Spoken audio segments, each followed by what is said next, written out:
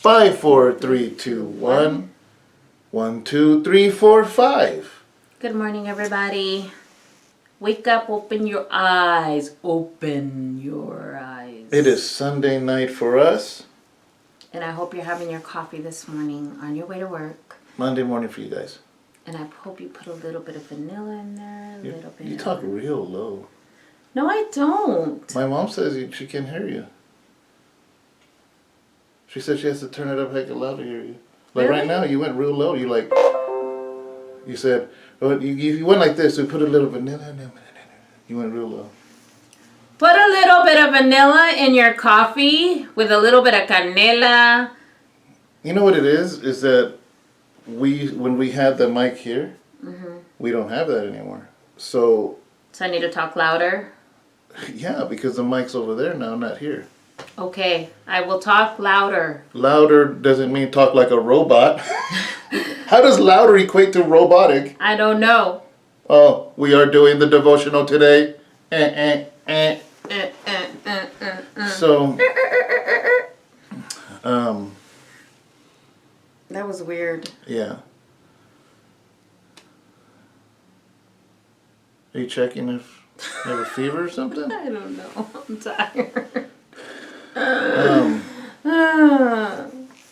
So anyways. This does not look like home, right, guys? No. We are in Jamestown. Today, for us, it's Sunday. We came because, as David has been telling you guys, I have an appointment on the way home tomorrow. In SAC. And then David has been telling you guys that he is going to be doing what, babe? The gallery. Remember, guys? I keep talking about it. And then I was going to put it up. And then it was a week of Thanksgiving. And that didn't work out. Yeah. You know. And then the week before that, I don't remember what it was. I went to my daughter's. Not the week before Thanksgiving. You didn't? Oh, no. We did something, though. Yeah. We're always doing something. I know. But the day's finally here. That's why my truck is full of paintings right now. So we're going to have a whole display, nice little table. I'll probably do it live, just to kind of let you guys see once it's done, so you can see what the display looks like. So I'm really excited about that. Hopefully you guys enjoyed yesterday's service. Mm-hmm. And if you haven't seen it, guys, go back and watch it. Yeah. It was a blessing, So, we did want to, during the sermon, I brought up this little, story out of the book of Acts. And I was like, you know what, I want to expound on it a little bit more and talk about it. Okay. So, I think that'll be cool. Yeah. What? No. Oh. Yeah, let's get right to it, because we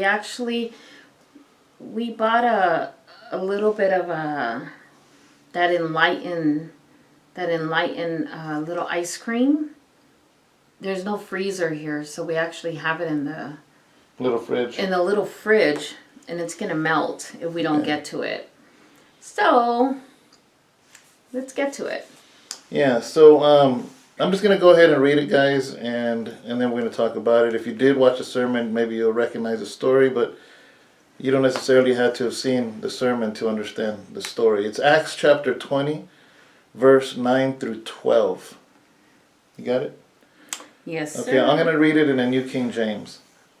It says, this is basically like in a story, right? Because the book of Acts is like a story. It's talking about things that were happening with the first church in the beginning. And it says, and in a window sat a certain young man named Uticus, who was sinking into a deep sleep. He was overcome by sleep, and as Paul continued speaking, he fell down from the third story and was taken up dead. But Paul went down, fell on him, and embracing him, said, do not trouble yourselves, for his life is in him. Now when he had come up,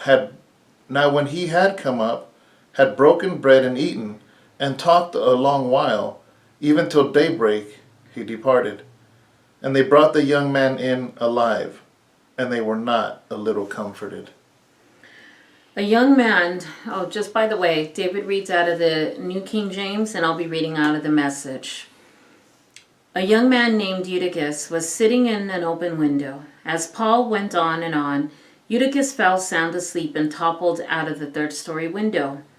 When they picked him up, he was dead. Paul went down, stretched himself on him, and hugged him hard. No more crying, he said. There's life in him yet. Then Paul got up and served the master's supper, and went on telling stories of the faith until dawn. On that note, they left. Paul going one way, the congregation another, leading the boy off alive and full of life themselves.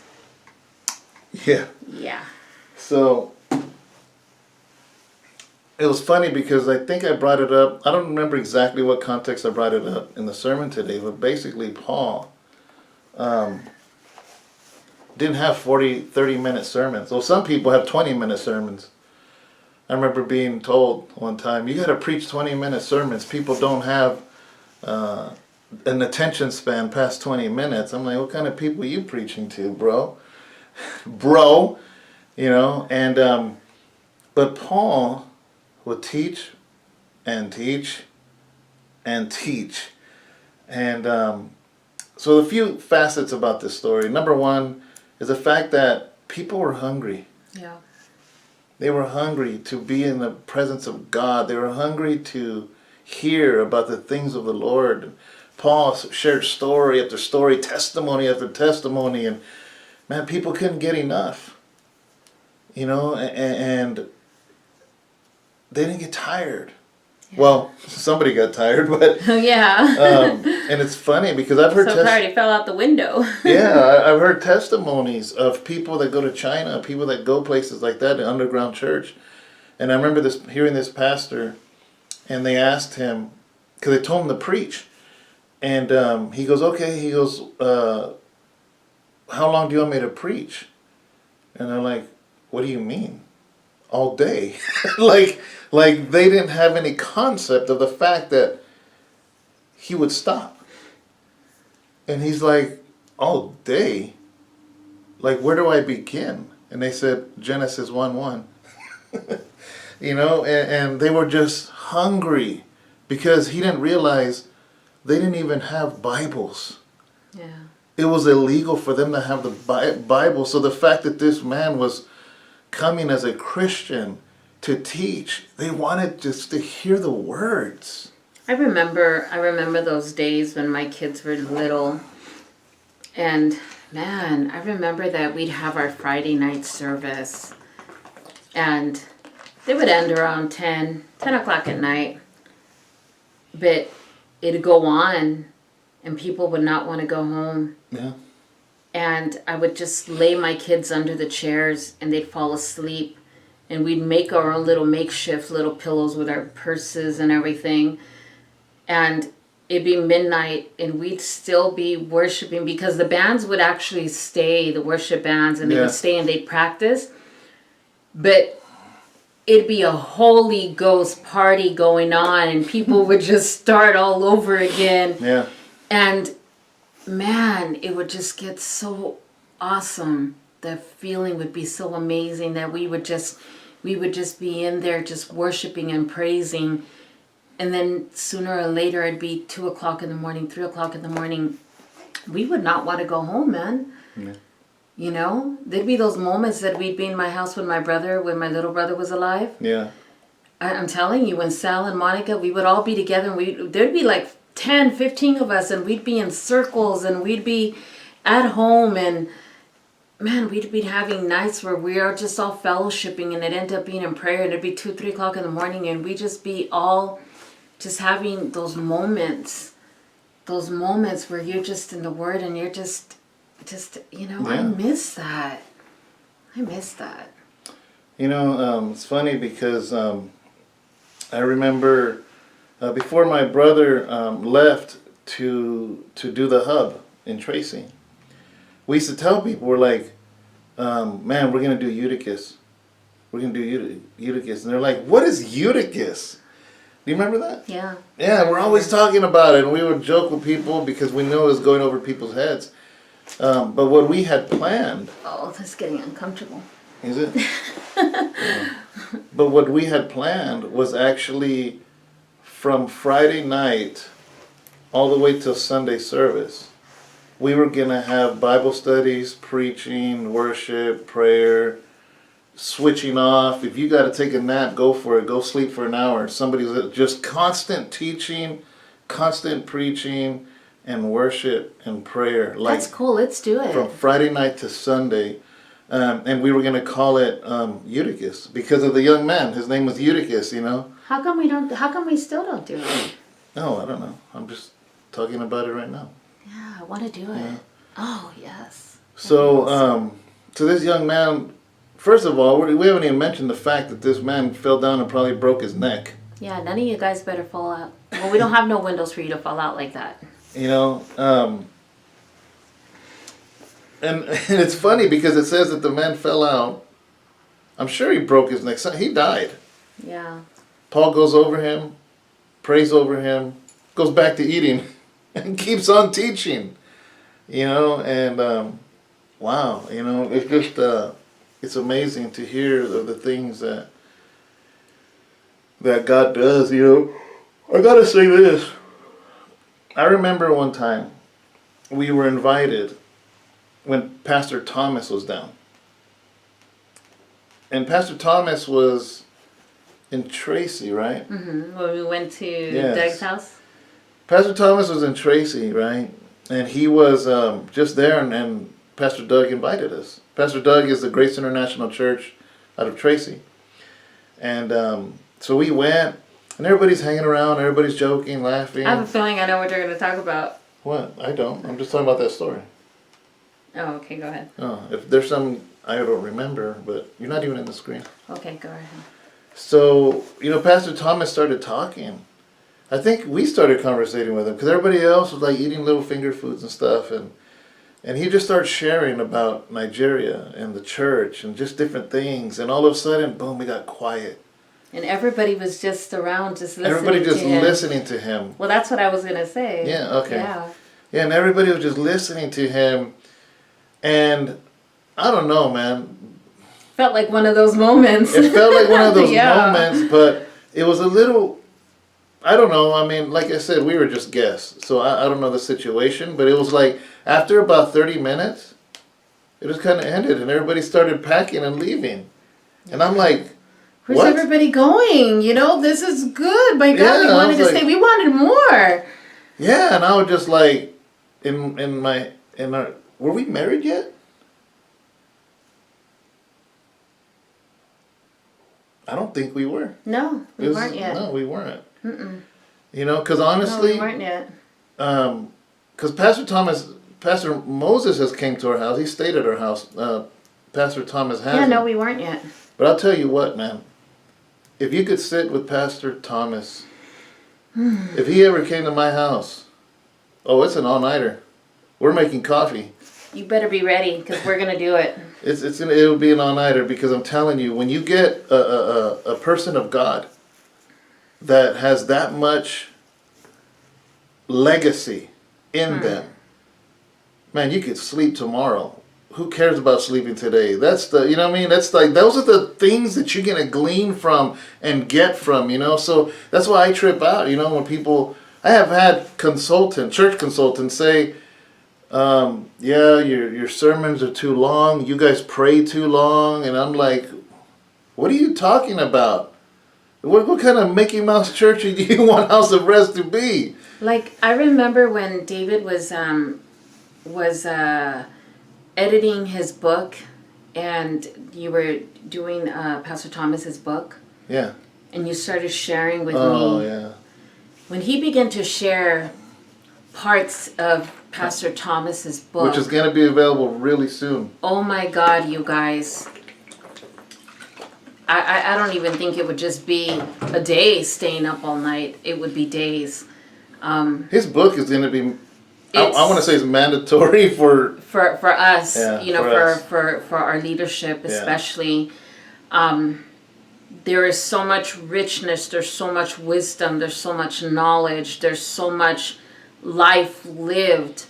The testimony, I just can't even explain. I'm so grateful, just to be able to hear a man of God and a woman of God, him and his wife, and the things they have endured.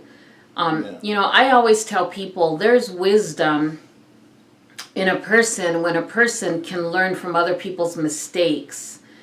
And when you see a person make a mistake and they tell you, don't make the same mistake that I made, but yet then you go and you make it, that's not using wisdom. But when somebody comes and tells you, don't make the mistake that I made, and they're trying to be an example to you and you learn from their mistakes, that's using wisdom. And a lot of the times we have people in our lives that the Lord has placed in our lives so that we can be guided by them. He places people in our lives for a reason, so that they can, take us under their wings, and they can, be examples to us, so that they can show us and guide us. And I'm so grateful and so thankful for the people that he has placed in our lives. Because we don't have very many, people in leadership that we have been able to glean from pastorally. Mm-hmm. And I think now that we have, through grace, we have been so blessed with some amazing people. And then now we have, I'm so grateful that now we have our assistant pastors like Al and Lydia, man, that have come into our lives. And it's like, God is just doing some amazing things. And now we have like Tony and Sylvia, and then people that are just starting to, Mm-hmm. God is just forming such an amazing team at House of Rest. So, if we ever did Uticus, that includes you guys. I'll stream the whole time.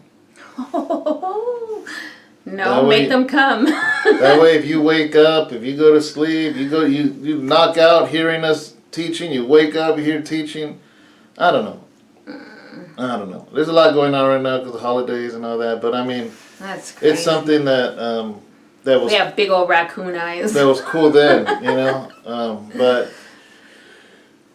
just wanted to share this story. Yeah. Paul, when he went somewhere, he wasn't going, and it's like, this is, even to myself, like when I get invited to preach somewhere, I go, they give me a hotel, and then we get up and we go and enjoy the service, and I preach for 40 minutes, and then we go eat, and Paul's like, man, if I'm going, we're preaching. Yeah. And we're going to preach, we're going to fellowship, we're going to talk some more, we're going to talk some more about Jesus. Yeah, it was a whole different mentality, and I think that's something we need to learn from, and I love it. And there's times Tony and Sylvia come and stay the night. We just talk about God and the things of God, Pastor Scott and Rose, they come, it's been a while, but they would come, and man, we just start talking about God, and Pastor Carlos and Gracie come. Yeah. We're up till 3 o'clock in the morning sometimes. Yeah. And like, whoa. Yeah. But yeah, guys, we want to get to that ice cream. And we just wanted to share with you guys. Expect a live, because I do want to show the display. I'm so excited, and I don't know what to feel with this gallery. I know I have a display at the gallery in Stockton, but that's like 5 minutes from my house. And it's just as important, it's just as awesome, but I don't know, just being here, in Jamestown, and my thing, guys, I'm praying that the last time I came, when we ate, mm-hmm. and I made a quick beeline over there, because when we were coming back from the cabin, we ate at this little place, and next to it is the gallery. So we had to wait like 20 minutes. I snuck off, and I went into the gallery. And my favorite painter, Sam Cooke, right next to him was empty. And I'm hoping, all week, I'm like, please let it be empty, please let it be empty, because to be next to Sam Cooke's paintings, to me, is an accomplishment. You know, I'm really hoping if there's somebody else there, I'm gonna tell the owner, can you please put me by Sam Cooke? You know what, guys? You guys know how much my husband drives me nuts. You know, and there'll be times where we may have our little disagreements, or, you know, we may sometimes get on each other's nerves sometimes, or whatever. But the one thing that I will never, ever do is, you know, talk about bad or put down or anything, the wonderful and the beautiful gift that the Lord has gifted him with. And that's the one thing that, you know, I always remind him is how amazing of an artist he is, you know. And I know sometimes, even at times when we can be upset or we can, you know, get on each other's nerves or whatever, I just make sure to always support him in the things that he's doing. Even when he does make a mess or leave all his paints everywhere and everything, you know. But the one thing that I always need him to know is that he has my support, and I'm always going to be there to support him, because I truly believe that the Lord has really gifted him in such an amazing way. And I'm so proud of him, and I'm so blessed, and I still will always be his #1 fan. You know, I sit there and I just get amazed every single time when I see every painting that he does, and I see how much faster and how much better, and I just look at him and I'm just like, I can't believe how far he's come. And I see the value in everything that he does. And sometimes I have to remind him of the value in his artwork and in him and in what he's doing. Because sometimes I don't think he sees it. But this here today, like just being here, I'm so proud of him, because it's an accomplishment. Because a year and a half ago, this wasn't even a conversation. You know, I don't even think that you saw yourself being here, putting your stuff in a gallery. And maybe up to a few months ago is when you even thought about it, and you're like, maybe I could be in a gallery. And then here you are now. Yeah. And it's your second little gallery now that you're putting your stuff into. And I believe that that the Lord will open up the door for more, you know, and it's a blessing. We'll see. I believe he will. So, all right, guys. All right, guys, time for some healthy ice cream, if that makes any sense. Yeah. So, all right, guys. God right, bless bye, guys. you. Have a good day. Have a blessed day. Hopefully the coffee was good. Alex, I'm glad to hear that you're feeling better. Yes, absolutely. You know, Anthony de la Garza, I'm praying that you guys are doing better. Yes, I'm happy to see you commenting and everything. That tells me that you're feeling better, so I'm happy to see your comments. You guys know Anthony de la Garza. We've talked about it. He was in the hospital. We didn't know what was going on for a long time. He was there for weeks in a lot of pain. Comes home, and then everyone gets COVID.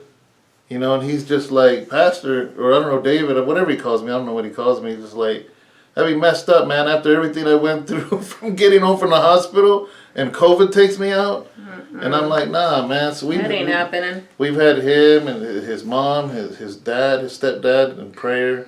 We love that family so much, you know. And so anybody else out there that's not feeling good, we just pray for you in the name of Jesus Christ, that you get healing, and it be done rapidly in Jesus' name. Amen. I have a praise report to tell you. One of the sisters that we prayed for last week, that she told us that she was told that her daughter, when she went to go, you remember? Mm-hmm. She's pregnant. Oh, amen. I just wanted to tell you that. Yeah. But anyhow, guys, we love you guys. God bless you. All right. Bye. Bye.